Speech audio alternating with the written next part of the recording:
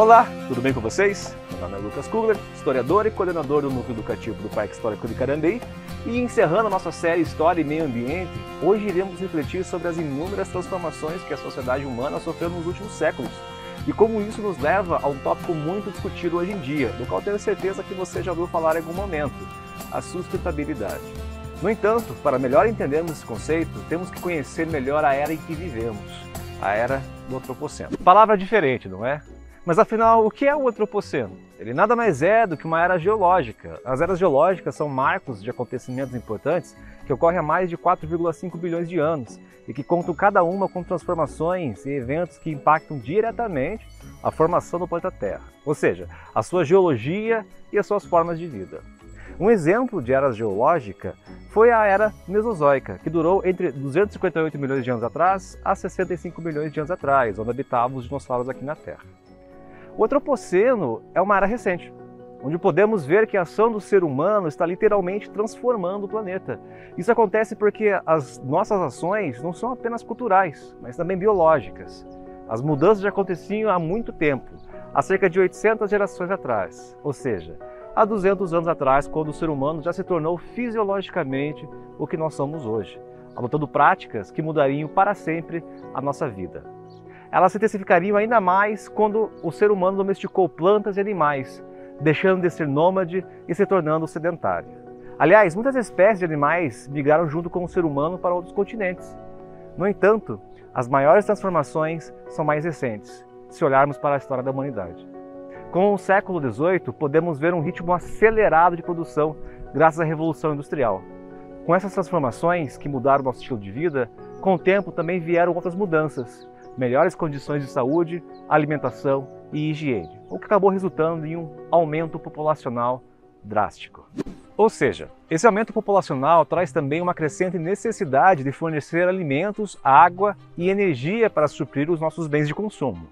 Não é novidade para nós que o ser humano sempre impactou o meio ambiente por onde habita, de forma local ou regional, mas os índices recentes nos mostram que estamos afetando drasticamente a saúde do nosso planeta, ao ponto em que a biosfera, em alguns lugares, já não consegue mais se regenerar.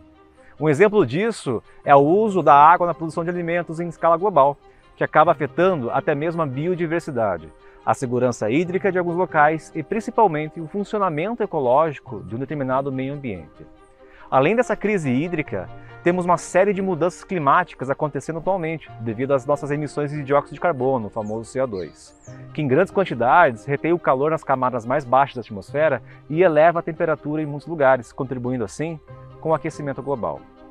A maior parte das fontes de energia que utilizamos são oriundas dos combustíveis fósseis, como o carvão, petróleo e o gás, que correspondem por entre 70% a 80% das energias utilizadas no planeta. Todos nós emitimos CO2 no nosso dia a dia. Porém, o setor da energia é um dos maiores responsáveis pelas emissões que contribuem com o efeito estufa, contribuindo com cerca de 73% dessas emissões, principalmente no setor industrial, que é responsável por 24% delas.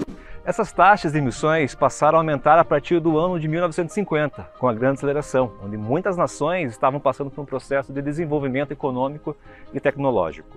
Junto com esse crescimento, também houve um aumento na velocidade de erosão e sedimentação do solo, assim como a perturbação dos ciclos de carbono, nitrogênio e fósforo. Além do impacto no solo, também houve um aumento no nível dos oceanos e um aumento dos resíduos industriais, principalmente o plástico.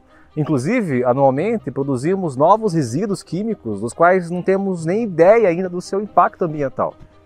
Além desses impactos ambientais, temos outros problemas em mãos. Se no ano de 1750 éramos apenas 700 milhões de pessoas no planeta, hoje nós somos 8 bilhões. E a previsão para 2050 é de que essa população cresça ainda mais, ou seja, teremos que aumentar em muito a nossa produção de alimentos para dar conta de abastecer essa população. Vendo essa crise iminente, será que não podemos simplesmente apertar um botão e parar tudo? Não existe uma resposta fácil. Nunca estivemos tão ricos e avançados tecnologicamente como agora, mas ao mesmo tempo com tanta dificuldade para lidar com essa mudança climática brusca. Não podemos simplesmente parar tudo, pois muito do que faz a nossa vida fácil e confortável de alguma forma danifica a biosfera. O modo de produção dos alimentos que comemos, os aviões, as roupas que usamos, os carros e etc. Todas essas fontes emitem CO2. Inclusive, mesmo que todos nós usássemos carros elétricos, ainda assim emitiríamos mais dióxido de carbono construindo 2 metros de asfalto do que produzindo um carro elétrico. O que nós podemos fazer é procurar alternativas sustentáveis e mudar algumas coisas no nosso estilo de vida. A sustentabilidade é justamente isso, conservar e preservar de forma consciente, não apenas para nós, mas para as próximas gerações. Podemos fazer pequenas mudanças no nosso dia a dia que podem contribuir com um mundo mais sustentável. Dentro do Parque Histórico de Carambeí, temos uma ala museal que nos ajuda a pensar em algumas alternativas, como o uso de tijolos ecológicos, ou seja, sem a queima na finalização do processo, decoração em móveis internos feitos de materiais reaproveitados, além de alternativas elétricas, ao utilizar a luz do sol através de painéis solares para captar energia e um sistema de reaproveitamento de água da chuva. No entanto, a responsabilidade não é apenas individual.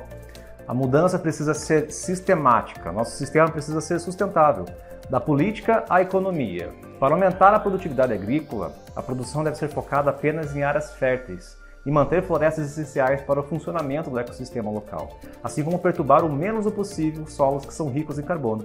Além disso, devemos reduzir as desigualdades sociais para que todos possam ter acesso às tecnologias sustentáveis e, principalmente, almejar mais um estilo de vida que seja menos agressivo ao nosso planeta. E com a educação ambiental, podemos passar a tocha da sustentabilidade para a nova geração vindoura, pois eles irão colher os frutos que plantamos. Espero que essa série de vídeos os tenha ajudado a aprender não somente sobre a história ambiental local de Carambeí, como também, como vimos nesse vídeo, a nossa relação global com o meio ambiente. E para além disso, espero que possamos começar os próximos dias pensando o que podemos fazer de melhor para o nosso mundo.